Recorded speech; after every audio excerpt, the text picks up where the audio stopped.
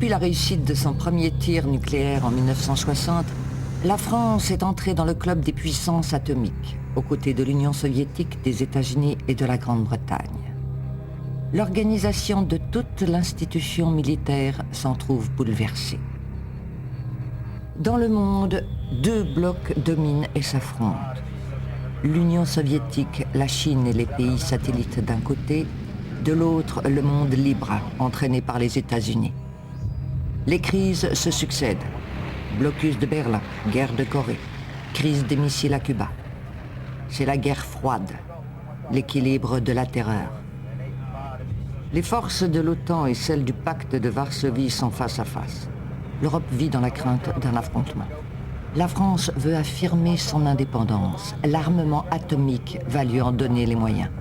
Pour le général de Gaulle, il devient le pivot de la défense nationale. Il faut voir l'arme nucléaire non pas uniquement comme une arme comme les autres, mais comme un symbole. C'est d'abord et avant tout un instrument politique, un instrument diplomatique pour assurer le statut de grande puissance que la France avait perdu au cours de la Seconde Guerre mondiale. Et sans aucun doute, pour le général de Gaulle, la force de frappe ou la force de dissuasion, telle qu'on va se mettre à l'appeler, est l'outil qui lui permet de s'asseoir à la table des grands.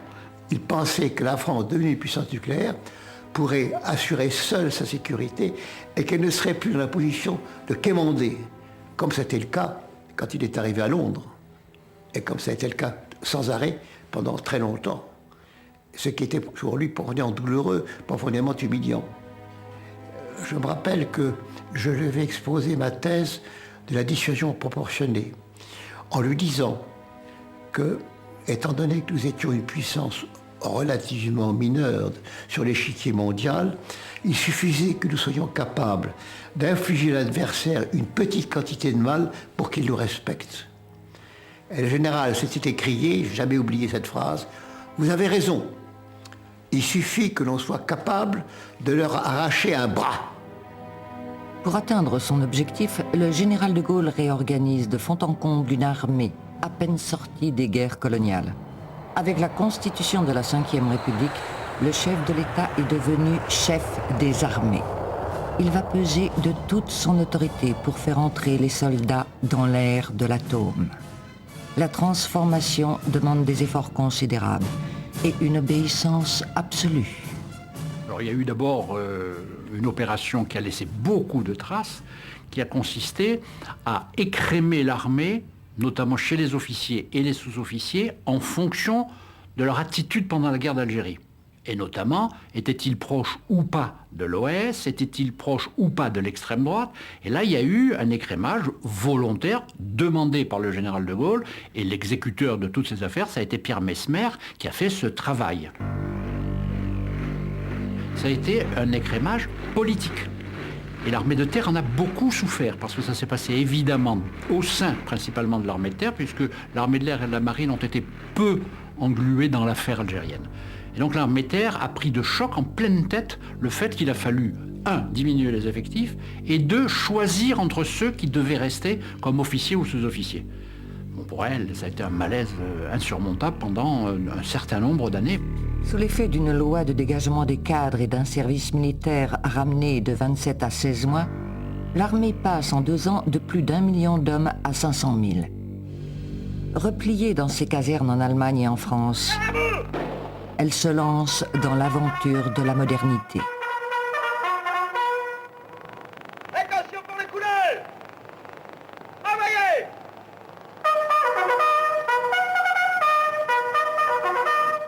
Des générations d'officiers ont été formés en vue de l'Indochine, de l'Algérie, etc.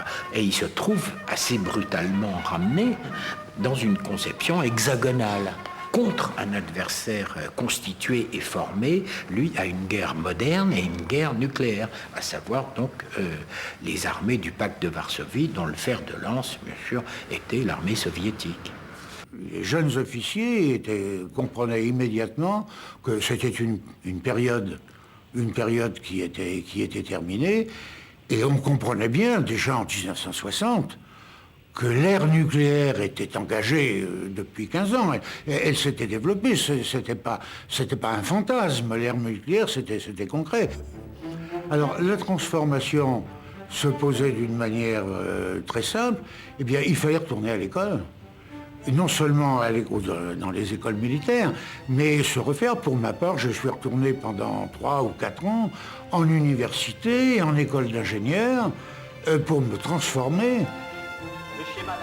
Le commandement de l'armée française, s'adaptant, opère une sélection dans ses cadres et les envoie peupler les facultés, les grandes écoles, et on envoie des officiers à Sciences Po, à l'IEP, l'Institut d'études politiques de Paris, pour se parfaire aux relations internationales, pour qu'ils y comprennent quelque chose.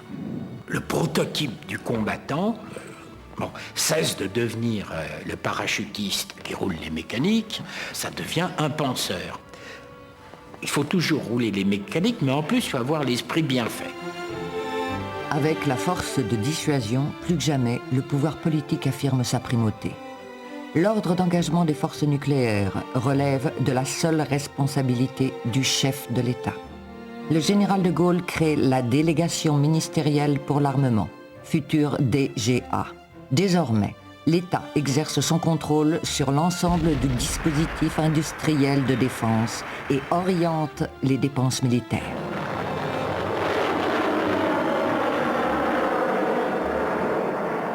Le général de Gaulle a fixé priorité absolue, vous entendez bien, absolue au développement des systèmes d'armes nucléaires, dont la première composante, les Mirage 4. Et enfin, expression de la volonté politique, il a donné les ressources financières nécessaires pour que tout cela soit accompli.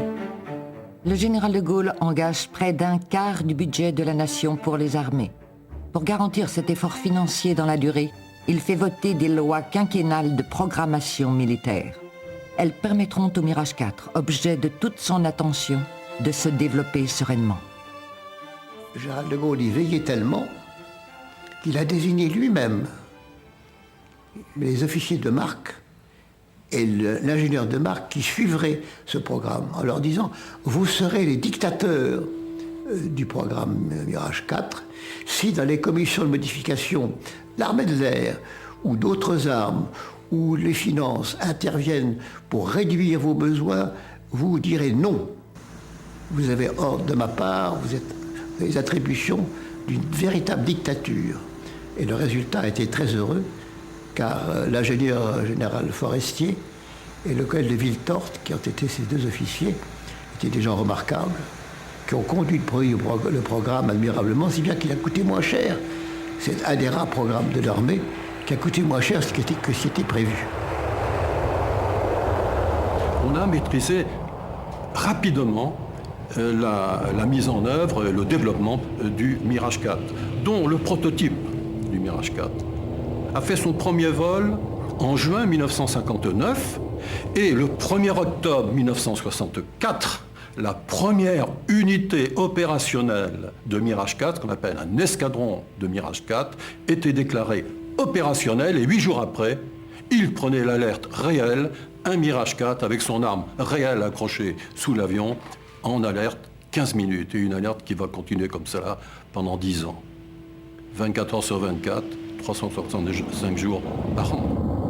Moins de 15 minutes après l'alerte, l'avion et son équipage de 2 hommes sont prêts à décoller. Ils emportent des bombes de 62 kilotonnes, soit 3 fois la charge nucléaire lâchée à Hiroshima.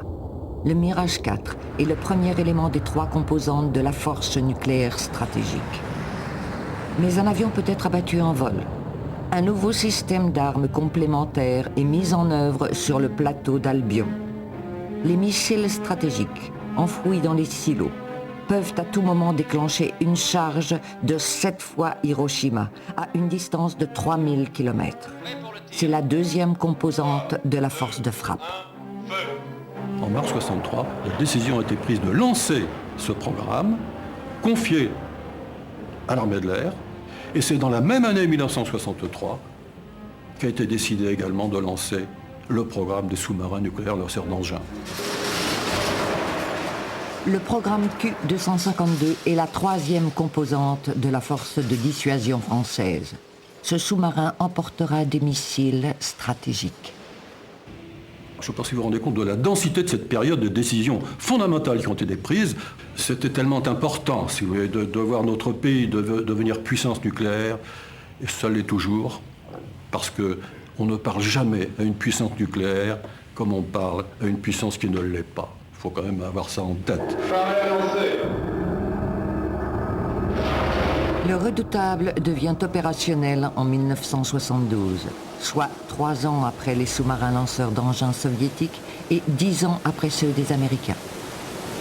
Pour moi, l'aventure, elle commence vraiment en décembre 64, là, juste avant de partir en permission pour Noël, quand l'amiral Bayeux m'a dit « ce sera vous, hein, pour l'instant, vous êtes prévu pour commander et suivre les essais et armer le Q-252 ».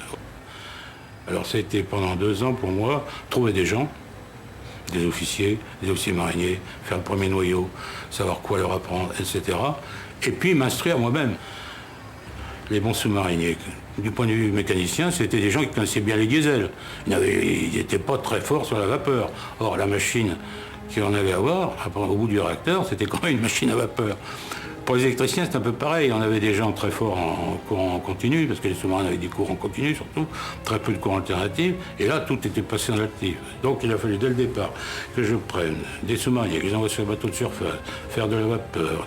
C'était passionnant. Et je dois dire qu'à cette époque-là, la direction du personnel m'avait donné carte blanche pour aller dans les fichiers de la direction du personnel, repérer les gens un par un. Ça a commencé comme ça. Et je me souviens d'avoir commencé sur un cahier d'écolier. Le sous-marin, quasi invulnérable, est la pièce maîtresse de la force de dissuasion nucléaire française. Ces missiles peuvent être lancés depuis des zones très éloignées du territoire ennemi. La France a désormais la capacité de se défendre seule en frappant tout azimut, conformément aux vœux du général de Gaulle.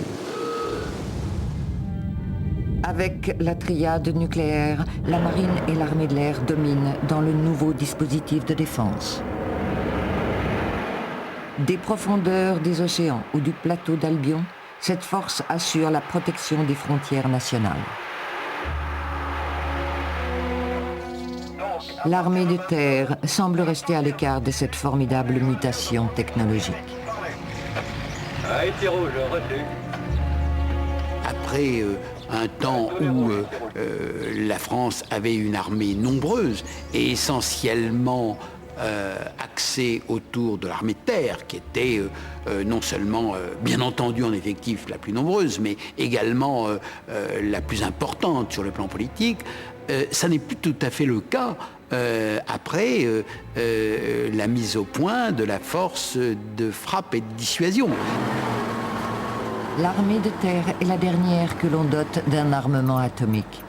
Le Pluton est un missile destiné à détruire le corps de bataille adverse. Il sert d'ultime avertissement avant le déclenchement d'une frappe stratégique plus puissante sur les villes de l'ennemi. Ne pas associer totalement l'armée de terre à cette dissuasion nucléaire comportait un risque, c'était qu'elle s'en désintéresse et qu'au fond, rapidement, elle se plaigne. L'attribution de cet armement nucléaire l'intégrait totalement dans le système. Et petit à petit, par la formation de nos techniciens, par la formation de nos spécialistes, eh bien, elle s'est sentie concernée. Tout le monde est venu le voir. C'est allé des généraux américains aux maréchaux soviétiques. Et il n'y avait aucune condescendance, aucune complaisance dans les appréciations. Nous faisions partie de la famille. En 1966, la France quitte le commandement intégré de l'OTAN. Le siège de l'organisation qui était à Paris est transféré à Bruxelles. Les Américains évacuent leurs 26 000 soldats et abandonnent leur base française. L'armée de terre, d'une manière générale, elle était enchantée.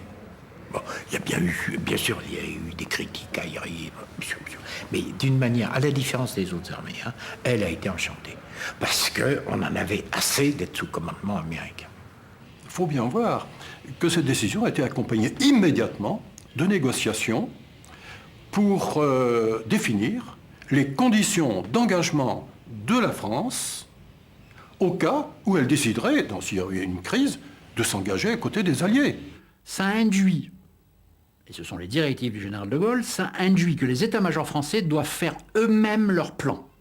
Des états-majors, ça fait toute la journée des plans. Des plans d'intervention, des préparations, des programmations. Et là, tout d'un coup, on leur demande, vous les faites vous-même, sous votre responsabilité et avec les informations et les renseignements que vous avez. Avant, c'était la solution de facilité. À la limite, à l'OTAN, c'était les Américains et les généraux américains qui faisaient les plans, les préparations et les programmations d'intervention. Et donc, on suivait. De Gaulle introduit cette révolution, vous réfléchissez par vous-même. Les 15 divisions françaises sont désormais placées en réserve opérationnelle de l'OTAN. Avec 200 000 hommes, 300 avions, 150 hélicoptères, 1200 chars et 500 pièces d'artillerie, elles sont prêtes à contre-attaquer, mais sous commandement national. La dissuasion, c'était bien entendu la dissuasion de l'atome, mais la dissuasion par l'atome supposait aussi que l'on démontrait qu'un début d'opération soviétique en Europe ne pourrait pas être en soi une promenade militaire. Il fallait aussi démontrer la détermination, et ça supposait l'existence d'une armée permanente aux effectifs très nombreux. On avait besoin de poitrine.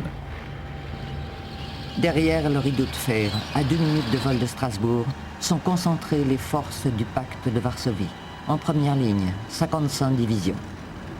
1 million d'hommes, 3 000 avions, 1200 hélicoptères de combat, 16 000 chars, 10 000 pièces d'artillerie. Des forces 2 à 3 fois supérieures à celles de l'OTAN. La guerre est possible. Le scénario de l'affrontement est d'ailleurs prêt. Si un pays envoyait à nos frontières une section en armes, avec des intentions hostiles, vous avouerez que la menace de riposte nucléaire stratégique contre ce pays n'aurait aucun sens. C'est bien évident, pour une menace aussi faible.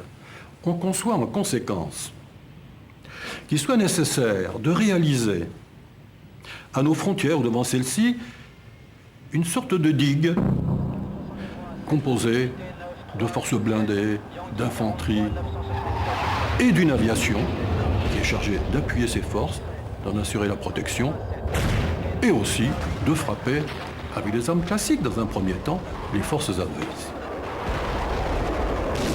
Si cette fameuse digue-là était sur le point de s'effondrer, il n'y a plus rien à faire, nous devions être capables, l'armée de terre comme nous-mêmes, de réaliser sur les forces adverses, et non pas au cœur du pays, sur les forces adverses, une frappe, tous les deux ensemble, qui n'était pas renouvelable, une seule. De telle sorte que l'adversaire savait qu'après ça, il n'y avait plus qu'une chose pour nous. C'était la riposte au cœur du pays. C'est-à-dire qu'il y avait un couplage extrêmement étroit entre ce qu'on appelle l'engagement de notre corps de bataille, cette frappe qu'on a appelée nucléaire tactique, qu'on a rebaptisée ensuite, peu importe, et la frappe stratégique. Les trois se tenaient étroitement. Le combat est prévu pour durer 7 jours. Après, c'est le déclenchement de l'arme suprême.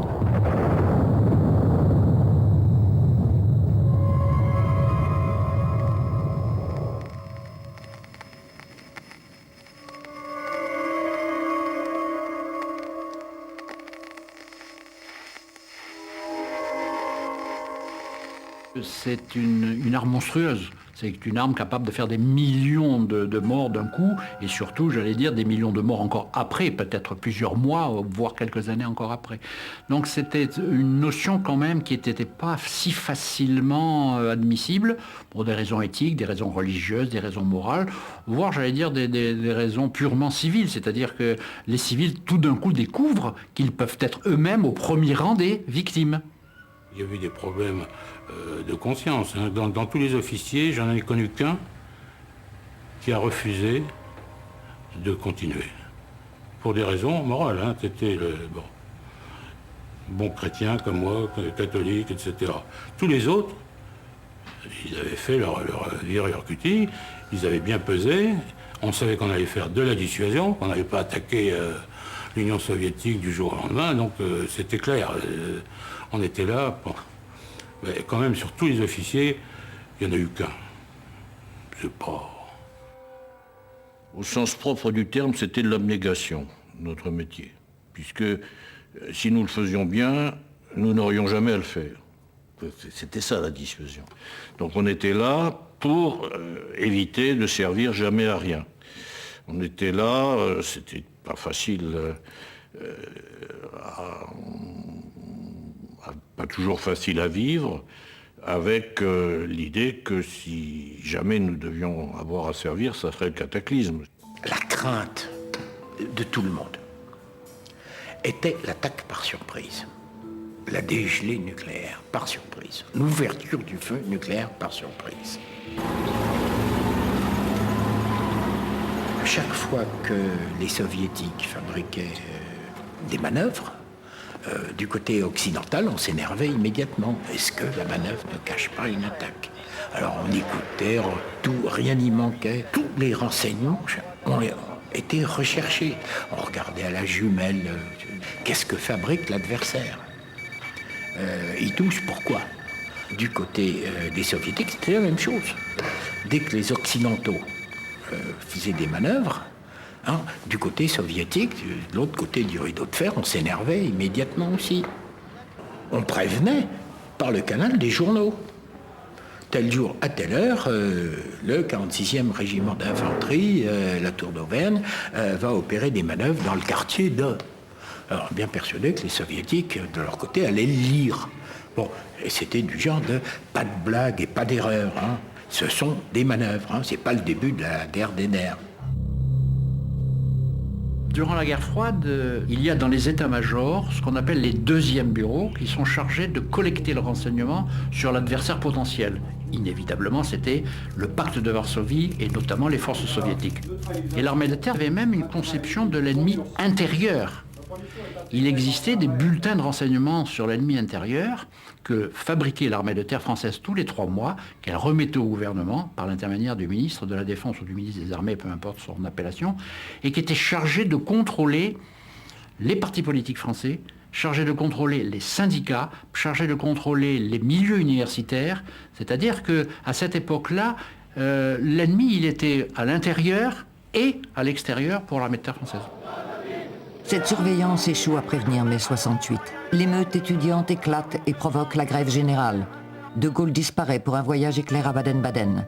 L'armée va-t-elle intervenir pour rétablir l'ordre? Certains l'envisagent.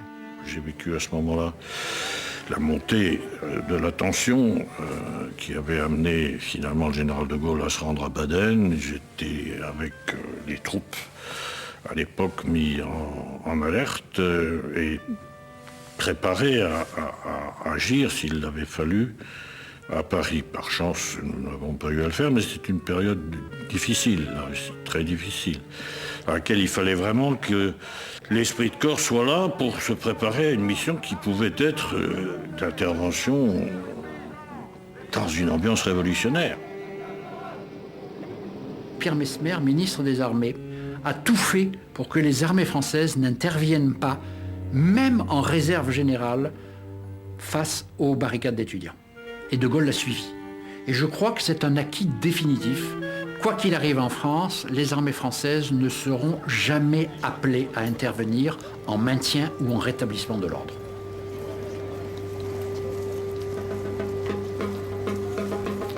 Dans les années 70, les conscrits revendiquent. Le service national est réduit à 12 mois et ses règles s'assouplissent. La date d'incorporation s'effectue à la carte entre 18 et 22 ans. Les soldes augmentent, les casernes sont rénovées, mais rien n'y fait. L'armée a mauvaise presse. L'antimilitarisme et le pacifisme latent. Le souvenir de la guerre d'Algérie freine les vocations. Pour pallier le manque d'engagement, Michel Debré, ministre de la Défense, ouvre les armées aux femmes. C'est peut-être la clairvoyance du politique de se dire, bon, j'ai un problème de recrutement, j'ai un problème qualitatif, alors que j'ai besoin d'avoir une armée tout à fait performante. Il y a une ressource d'excellente qualité parce que les jeunes filles ont à l'époque vraiment une scolarité généralement meilleure que celle des garçons, non pas parce qu'elles sont plus intelligentes, mais parce qu'elles sont plus régulières dans l'effort. Et elles ont le sens du service, qu'on trouve déjà moins chez les garçons. C'est dans la société les grandes heures du féminisme. Donc les jeunes filles se disent mais pourquoi ne pas conquérir de nouvelles responsabilités, pourquoi ne pas conquérir des territoires qui jusqu'à présent nous étaient fermés. Et s'y ajoute, s'y superpose, mais c'est logique, aussi le sentiment qu'elles entrent dans un milieu d'hommes et qu'il va falloir faire ses preuves dans un milieu qui ne vous ressemble pas. Donc on a vraiment des filles déterminées. Et ça va le rester encore un bon moment.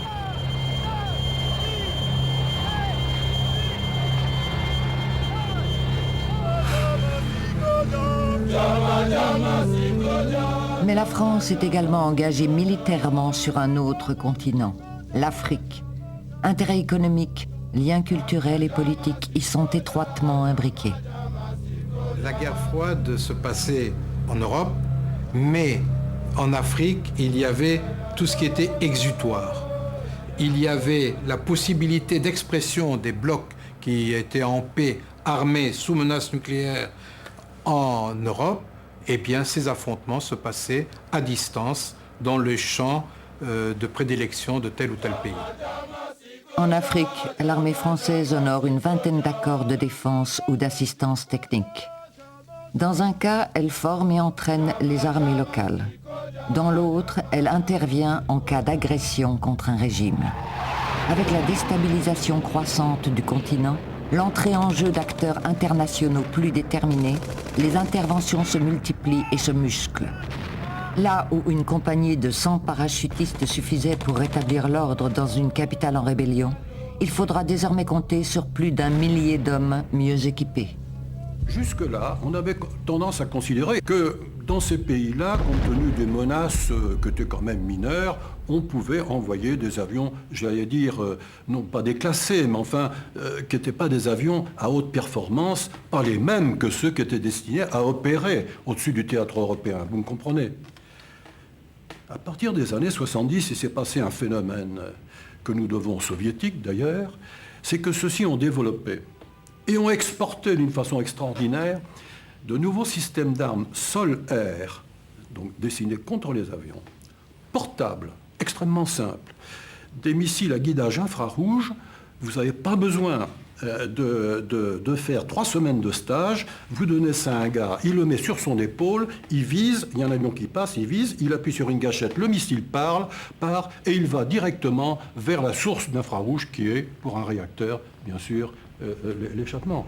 Il fallait donc, en cas d'intervention, déployer depuis la métropole des avions de combat qui étaient les mêmes que ceux qui étaient prévus pour opérer sur le terrain européen.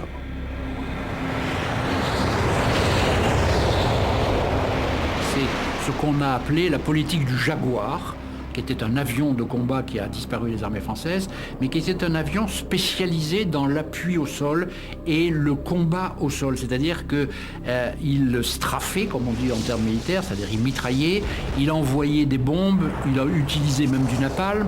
C'était à ce moment-là une façon un peu à l'américaine de traiter le problème depuis le haut du ciel. Mais c'était une solution de facilité parce qu'on engageait moins d'hommes sur le terrain à ce moment-là. Pourquoi ? Parce qu'on n'était pas trop capable non plus de les envoyer sur le terrain. Le dispositif français en Afrique, il n'a jamais compté plus de 10 000 hommes au total. Gabon, Zaïre, Centrafrique, Congo, Rwanda, Djibouti, Éthiopie, Tchad. La France livre une bataille d'influence dans ce qu'elle considère être son précaré. Cette politique néocoloniale est, dans l'ombre, instrumentalisée par des réseaux affairistes surnommés France-Afrique. En 1981, le changement de majorité politique inquiète les militaires. Le chef de l'État, chef des armées, est un socialiste. La politique de dissuasion sera-t-elle mise en cause ? Quel sera le comportement de ce gouvernement d'union de la gauche à l'égard de l'institution militaire ? L'appréhension du monde militaire au moment de l'élection du président Mitterrand sur quelle sera son attitude vis-à-vis de l'outil militaire, comment va-t-il nous considérer, et puis finalement, avec le ministre Charles Hernu, une décontraction des rapports assez rapide. L'arrivée et la nomination de Charles Hernu à la tête du ministère de la Défense a été pour eux, j'allais dire, mais vraiment une grande joie, vraiment une grande joie, car pour eux c'était l'homme de gauche qui comprenait mieux les problèmes de défense de sa catégorie, c'est-à-dire l'homme qui avait investi sur ces sujets-là, c'était l'homme qui avait su établir des ponts avec les armées. En revanche, c'était la présence des 4 ministres communistes qui posaient des problèmes aux armées. Il faut savoir qu'en France, c'est le ministre des Transports qui est responsable de la mobilisation et des réserves. Et donc pour eux, tout d'un coup, Charles Fitterman arrivant ministre des Transports, c'était une grande inconnue pour eux de savoir qu'est-ce que ferait le ministre des Transports s'il fallait mobiliser les armées françaises en cas de besoin. Cette démarche a interrogé beaucoup François Mitterrand et qui, quelques mois après, a enlevé à Charles Fitterman, dans ses attributions, le rôle qu'il aurait dû avoir comme ministre des Transports sur la mobilisation et les réserves. Avec l'alternance, la dissuasion est l'objet d'un consensus. 210 essais nucléaires ont eu lieu entre 1960 et 1996, la moitié sous la présidence de François Mitterrand, au prix parfois d'un scandale d'État. C'est le sabotage par les services secrets du bateau de l'organisation écologiste Greenpeace. La force nucléaire se développe. 2 nouveaux sous-marins lanceurs d'engins et le porte-avions Charles de Gaulle sont mis en chantier. Les missiles, ceux du plateau d'Albion et le Pluton, sont modernisés. La volonté de protéger l'industrie nationale est continue, mais avec des programmes d'armement étalés sur 20, 30, voire 40 ans, des exportations en baisse, des budgets de recherche et des coûts de production en augmentation, les dérives financières sont importantes. Souvent mis en cause, les ingénieurs de l'armement, qui forment un corps particulier de la défense. Les ingénieurs de l'armement, il y en a en gros 4000, c'est tous des polytechniciens. Et c'est très important parce qu'ils sont tous formés par la même école. Ça crée des liens de complicité entre eux, mais ça crée des liens de complicité aussi avec les fonctionnaires ou les ingénieurs ou les PDG sortis de Polytechnique. Et c'est ce qu'on a appelé après le lobby militaro-industriel, cette familiarité entre les ingénieurs qui, au nom de l'État, sont chargés de contrôler des industriels de l'armement qui sont leurs copains de promotion. Dans un contexte géopolitique en évolution, l'armée s'adapte pour intervenir en cas d'urgence en Europe, en Afrique ou au Moyen-Orient. Comme au Liban en 1983, elle développe un nouveau concept, celui de projection. Un ensemble de forces classiques prêtes à réagir et rapidement opérationnelles sur le terrain.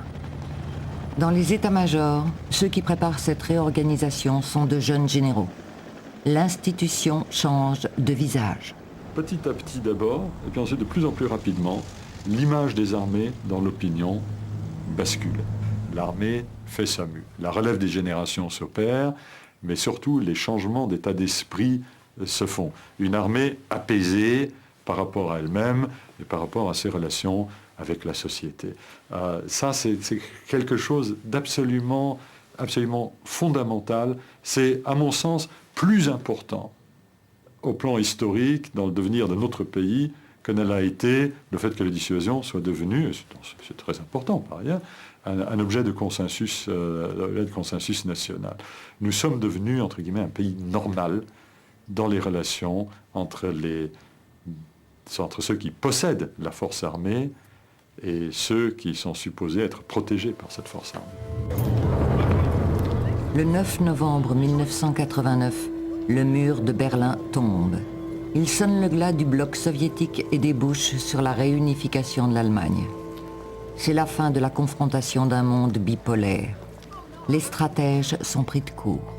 Nous, Français, pour la première fois dans notre histoire, nous n'avions plus de menaces de la part d'un corps de bataille adverse à nos frontières ou à proximité immédiate de celles-ci comme ça a été le cas notamment pendant les 40 années de guerre froide. Je ne sais pas si vous vous rendez compte le changement que cela a créé, d'ailleurs le soulagement que ça a porté. Nous ne sommes aujourd'hui entourés que de pays amis ou que de partenaires de l'Union européenne et d'alliés. Du jour au lendemain, on était dans une autre situation, et toutes les références, tous les repères qui étaient les nôtres depuis 60, et même, je dirais, même avant, avaient disparu. Ce manque de clarté qui s'installait allait poser bien des problèmes d'un autre ordre, mais presque aussi graves que ceux qui étaient présentés par l'hostilité de deux groupes bien définis, bien déterminés, un des coudes, etc. On découvrait un autre monde, et on découvrait en même temps que ça serait certainement pas ni plus facile, ni moins dangereux que la situation précédente. En 1990, l'Irak envahit le Koweït. C'est la première crise internationale de l'après-guerre froide. Les États-Unis organisent une riposte mondiale. La France s'engage dans la coalition internationale avec 2% de l'ensemble des moyens mis en œuvre. La guerre du Golfe a été un révélateur de ce que la technologie moderne apportait, notamment aux forces aériennes, et a transformé la stratégie même, et je dirais même l'image de la guerre. On vous annonce 1h du matin, c'est Bagdad est attaqué. La première vision qui vient, c'est Berlin 1945. On dit ça y est, ils se mettent à tout casser. Non. Non, ils frappaient les centres nerveux, des centres de transmission, des postes de commandement, des objectifs à caractère stratégique et politique, tout ce qui peut paralyser ou aveugler les centres de décision. On est là avec des capacités d'attaque sélective et d'une précision diabolique à quelques mètres près. Il y a eu un coup de surprise d'une forme d'intervention qui jusqu'ici n'était pas dans les cartons, si je puis dire. C'est vrai que on se trouvait dans un nouveau schéma d'intervention qui était très différent du schéma des interventions que nous avions conduites jusqu'ici avec des forces modestes en Afrique et au Moyen-Orient. La coalition mène 2700 missions aériennes chaque jour pendant plus d'1 mois. L'attaque terrestre dure à peine 100 heures. La France teste sa capacité de projection avec la division Daguet. Le dispositif compte 15 000 hommes, modestement équipés. La guerre du Golfe, en 1991, pour y répondre, on fait de briques et de broc une division Daguet, et après il faut en tirer des enseignements. Il faut par exemple des forces spéciales, parce que le corps de bataille il a besoin d'être éclairé par devant par des forces spéciales. Il faut du renseignement, il faut des moyens de transport et des moyens d'héliportage, et tout ça va se prendre du temps. La guerre du Golfe est vraiment un révélateur comme quoi l'armée française doit changer son mode de pensée et son mode d'action. Celui qui maîtrise l'information, la transmet et l'exploite rapidement a désormais l'avantage sur les champs de bataille. Avec les satellites militaires Hélios et Syracuse, la France entre à son tour dans l'ère de la guerre informatique et électronique. Elle y gagne son autonomie en matière de renseignement stratégique. Sur le terrain, son renseignement humain devient plus efficace. Elle réorganise le commandement de ses forces spéciales.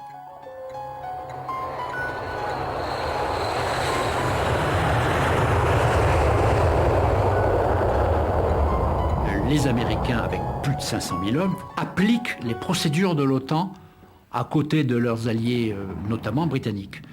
Et si vous n'avez pas l'habitude de ce travail, vous êtes petit à petit marginalisé et exclu. Ça a été un petit peu ce qui s'est passé pendant la guerre du Golfe.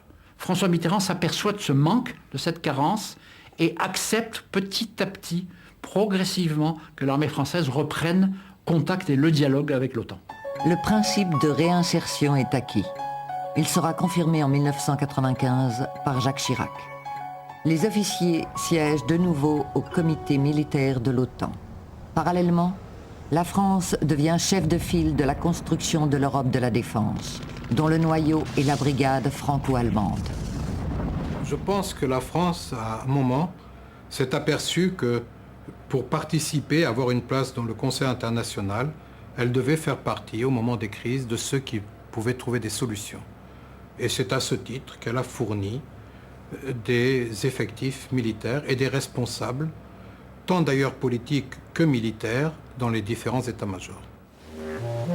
Liban, Cambodge, Somalie, ex-Yougoslavie. En 1992, avec 6000 soldats engagés sous casque bleu, la France devient le premier contributeur de l'ONU. Professionnels appelés volontaires, ils deviennent des soldats de la paix. Une expérience douloureuse pour ceux qui opèrent en Bosnie. Ils découvrent la réalité d'une intervention armée d'un nouveau genre, l'interposition pour tenter de maîtriser une guerre civile.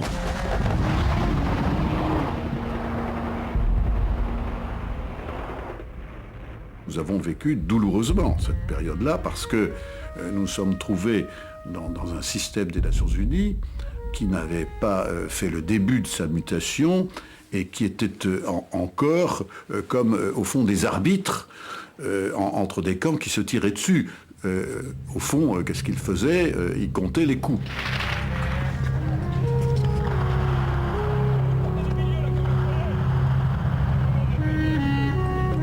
Les soldats de la paix doivent être le moins armés possible et de toute façon, ils n'ont le droit de mettre en œuvre leurs forces que lorsque leur propre vie, la vie de leurs propres soldats est en danger.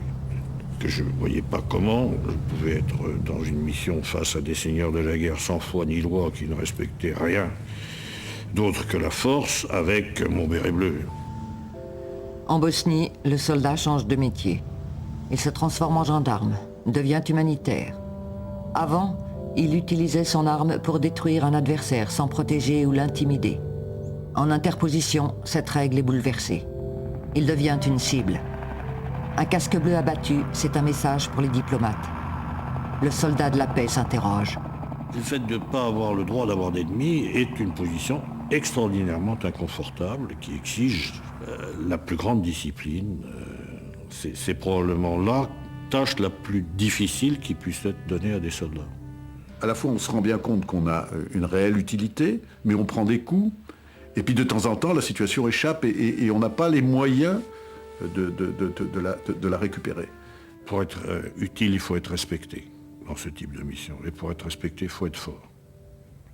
Nous n'étions pas forts, pas suffisamment.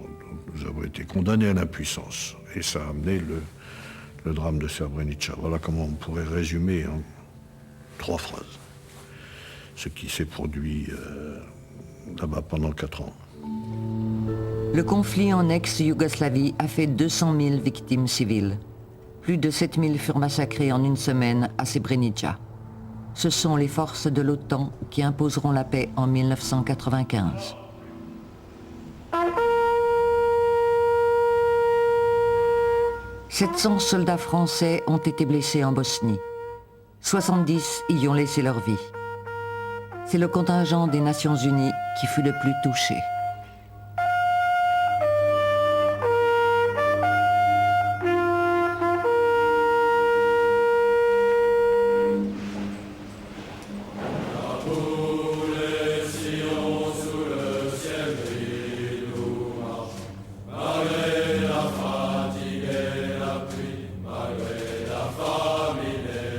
Savoir conduire les guerres classiques ne suffit plus désormais.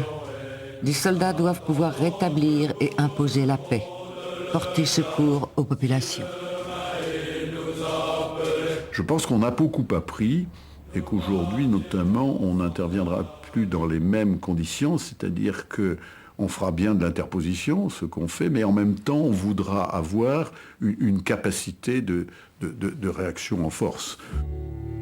À partir de 1992, 20 000 soldats opèrent en permanence hors du territoire national. Ces opérations de projection sont rarement, de nos jours, des opérations de défense, au sens classique du terme. On ne défend pas le territoire, on ne défend pas les institutions. On défend des intérêts diplomatiques, on défend des valeurs humanitaires, on défend des liens d'alliance. C'est tout ça que vous retrouvez dans les opérations en Bosnie, au Cambodge, la guerre du Golfe, et même dans les opérations qu'on n'a pas faites, ou qu'on n'a pas faites suffisamment tôt, comme celle du Rwanda. Et donc, on est dans une logique d'une défense qui devient auxiliaire d'autre chose. Ce sont des opérations où l'on prend conscience que l'appelé du contingent ne peut pas avoir sa place. Ce qui explique d'ailleurs pourquoi, durant la guerre du Golfe de 1991, aucun appelé du contingent n'est affecté, sauf ceux qui ont été volontaires. Autrement dit, les militaires qui partent en théâtre d'opération en Somalie, au Rwanda, sont des militaires qui demandent à être volontaires dans un service long, un service militaire long. Autrement dit, ce sont pratiquement des militaires professionnels. Les opérations de projection exigent une armée peu nombreuse, réactive et opérationnelle, capable de maîtriser un outil de haute technologie. L'armée de terre recrute. Jacques Chirac, président de la République, décide de mettre fin à la conscription au profit d'une armée de métier. En 1996, la réforme est adoptée. C'est la fin d'une époque.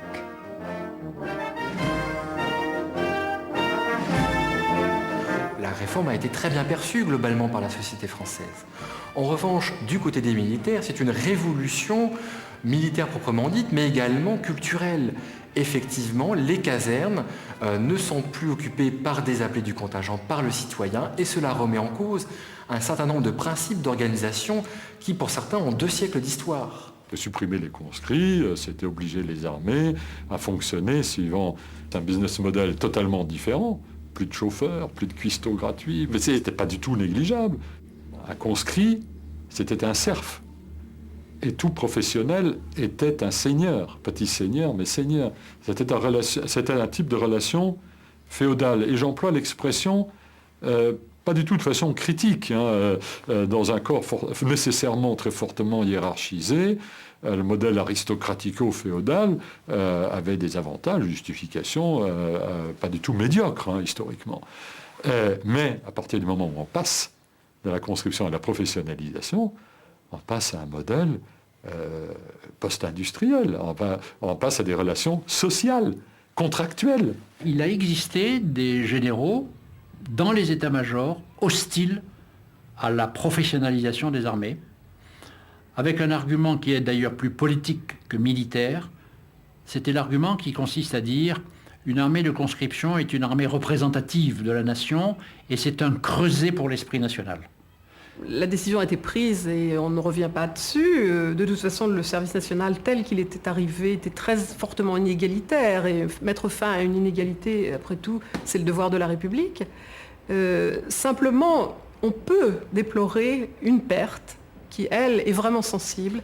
C'est cette formidable occasion de brassage qui était le service national, qui permettait justement de mettre ensemble, de faire se rencontrer des jeunes qui n'auraient jamais eu l'occasion de le faire dans d'autres circonstances. La conscription faisait en quelque sorte partie de l'identité nationale. Et d'ailleurs, ça n'est pas une coïncidence. Toute une campagne qui se fait pour la création d'un service civique national. Il y a eu cette nostalgie du fait qu'une classe d'âge, à un moment donné, pendant un temps déterminé, pouvait apporter son aide, son soutien à l'État, à la nation, et en dehors même de l'État et de la nation. Et c'est en cela que cette décision marque sans aucun doute un tournant, mais je rappelle que le terme employé est celui de suspension et non pas de suppression. Avec la professionnalisation, les armées devront fonctionner avec moins de 250 000 soldats et 80 000 civils, et recruter chaque année 30 000 hommes et femmes. Malgré un certain nombre de critiques, cette armée qu'on dit lourde, qu'on dit parfois manquant d'imagination, s'adapte à son temps et finalement relève tous les défis. Et je crois que c'est ça qu'il faut retenir. Et je pense que cette armée qui a vécu, il ne faut pas l'oublier, depuis 1940, des périodes de crise considérables, qui a perdu des dizaines, des centaines de milliers d'hommes, officiers, sous-officiers, soldats, a toujours su répondre présente. Je crois que le corps militaire a été probablement, durant les 50 dernières années, le corps qui aura subi, sans broncher, le plus grand nombre de réformes, de réorganisations et je dirais presque de révolutions culturelles. Elle a subi les guerres coloniales, elle a subi un bouleversement radical qui est la dissuasion, et elle subit un autre bouleversement radical qui est la création de forces projetables, c'est-à-dire de forces qui vont se battre sur le terrain extérieur en se demandant peut-être parfois pourquoi elle est là. Mondialisation oblige, l'institution militaire est confrontée à de nouveaux défis. Terrorisme, prolifération atomique, guerre civile, protection des approvisionnements énergétiques. Agissant à l'extérieur, le plus souvent sous mandat international de l'ONU, l'armée française en Afghanistan, au Liban, au Kosovo ou en Côte d'Ivoire est au service des valeurs de la nation. La défense de la patrie semble n'être qu'un lointain souvenir. Le bouleversement n'est pas seulement militaire, il est social, culturel et politique. Le lien entre l'armée et la nation est à réinventer.